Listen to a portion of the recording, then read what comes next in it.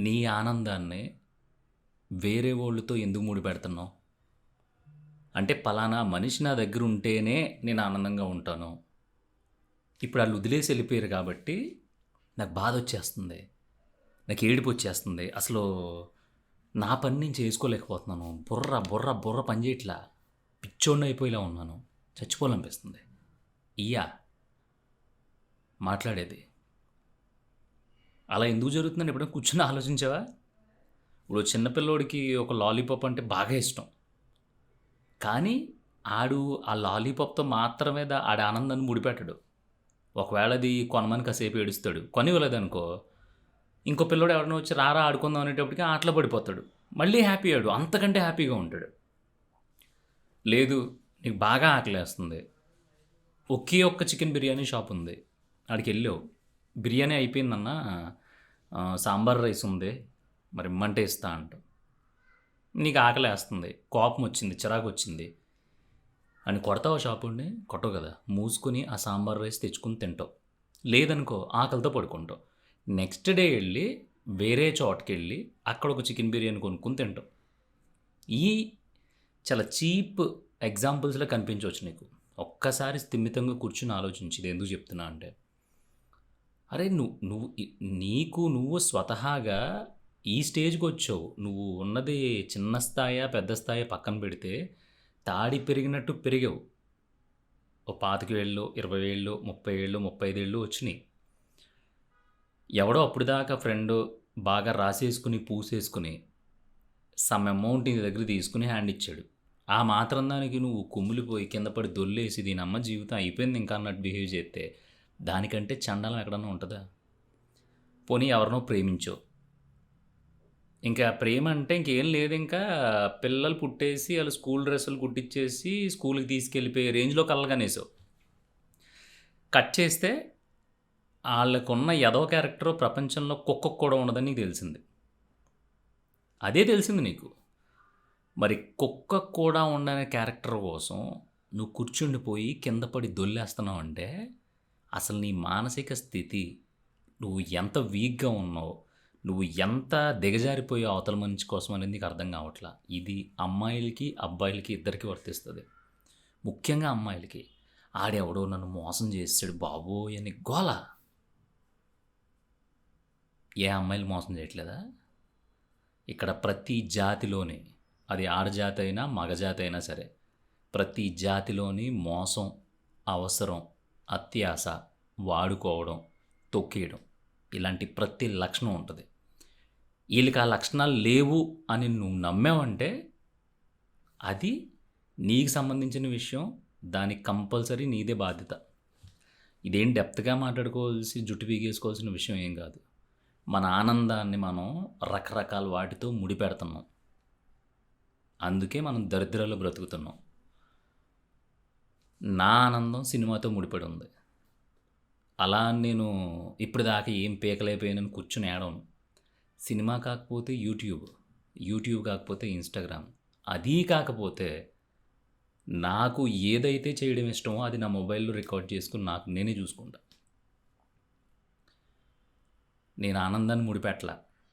కేవలం ఒక టార్గెట్ పెట్టుకున్నా. ఆ టార్గెట్ ఏది ఏమైనా సరే కొట్టాలి అనేది మైండ్‌లో ఉంది తప్ప, అది జరక్కపోతే కూర్చొని ఏడవడాలు, అది జరక్కపోతే అన్నం తినడం మానేయడాలు, అది జరక్కపోతే ఇంట్లో నుంచి బయటికెళ్ళకుండా చీకటి గదుల్లో కూర్చోవడాలు ఇలాంటివి కాదు. ఒక్కసారి ఆలోచించు. మనకి సంబంధం లేని వ్యక్తి, అప్పుడు దాకా ముక్కు మొహం తెలియని వ్యక్తి నువ్వు చూసావు, మాట్లాడావు, స్నేహం చేసావు, బా అనిపిచ్చింది. జీవితాంతం కలిసి నడుద్దాం అనుకున్నావు. ఆల్ ఆఫ్ సడన్ ఒక వరస్ట్ సిట్యుయేషను, వరస్ట్ మెంటాలిటీ అని తెలిసిన తర్వాత విడిపోయావు.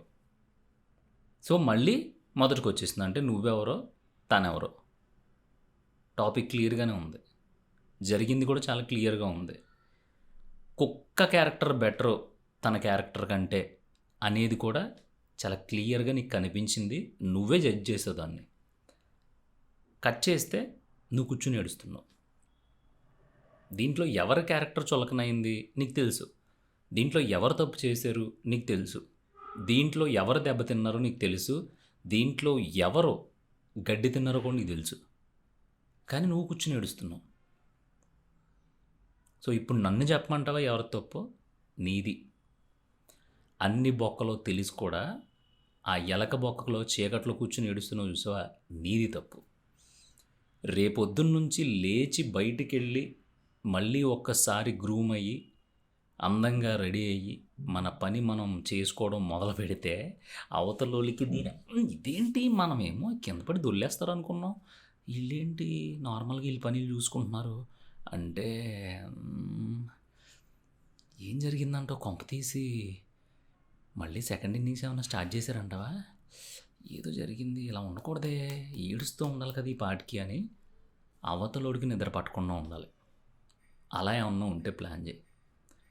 ఒక వస్తువుతో కానీ, ఒక మనిషితో కానీ, ఒక పరిస్థితితో కానీ, ఒక ప్రాంతంతో కానీ, లేదంటే మనలో మనకి కానీ ఈ ఆనందం అనేదాన్ని కనెక్ట్ చేసి మనం బ్రతకడం మొదలుపెట్టామంటే మనం బ్రతకలం.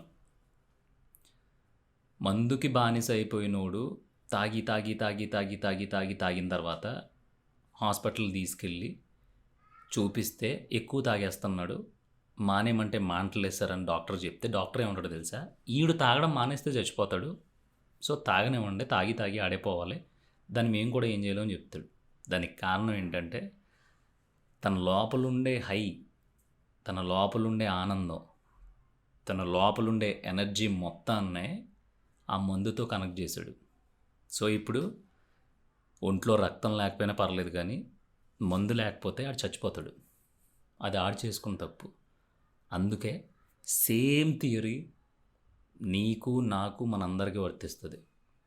ఇక్కడ మన ఆనందం దాన్ని ఏమంటారు, వాళ్ళు జీవితాంతం పక్కనుంటేనే మనం ఆనందంగా ఉంటామంటే నిన్ను చెప్పు తీసుకొట్టాలి. మనం జీవితాంతం వాళ్ళని చూస్తూ ఉంటే తప్ప బ్రతకలేము అని నీకు అనిపిస్తే నీ తలకే తీసుకెళ్ళి చెరువులో ముంచాలి. ఇవన్నీ కాకపోతే కాళ్ళు పైకి తలకాయ కిందకి పెట్టి అలాడదీయాలి. ఎందుకు చెప్తున్నానంటే ఎవడ బాస్ వాళ్ళు, ఎవరు వాళ్ళు, ఆఫ్టర్ ఆల్ అలా నువ్వు నడుచుకుంటూ వెళ్తుంటే పరిచయం అయ్యారు. సరే బాగుంది, బాగానే నడుస్తున్నారు అనుకున్నాం, నడిచావు. సరే వాళ్ళకి ముళ్ళు గుచ్చుకోకూడదని చెప్పులు కొనిచ్చావు. సరే వాళ్ళు బాగుండాలని చెప్పి వాళ్ళు వెంటపడ్డావు, జాగ్రత్తగా ఉండమని చెప్పావు. సరే నడవట్లా, కాళ్ళు తప్పుడు దారిలోకి వెళ్ళిపోతున్నాయి, తప్పులు చేస్తున్నాయి. సో ఎన్ని రోజులు పట్టుకుంటావు, ఎన్ని రోజులు భరిస్తావు?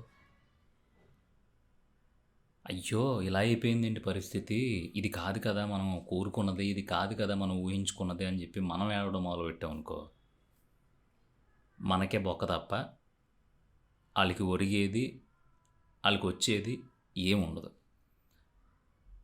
సో ఈ హోల్ సినారియో దేని గురించి చెప్తున్నాను అంటే, ఒక మనిషి సంతోషంగా ఉండాలంటే ఏం చెయ్యాలన్నా అని ఒక అతను జస్ట్ ఇదే పెట్టి ఇది ఒక్కడే చెప్పన్నా, అసలు మైండ్ పనిచేయట్లేదు, చాలా మిస్ అయిపోతున్నాను లైఫ్లో, నాకు ఏది నచ్చితే అది మిస్ అయిపోతుంది, నాకు ఏది ఇష్టపడితే అది మిస్ అయిపోతుంది అని చెప్పి ఓ గిలగిల కొట్టేసుకున్నాడు నిన్న.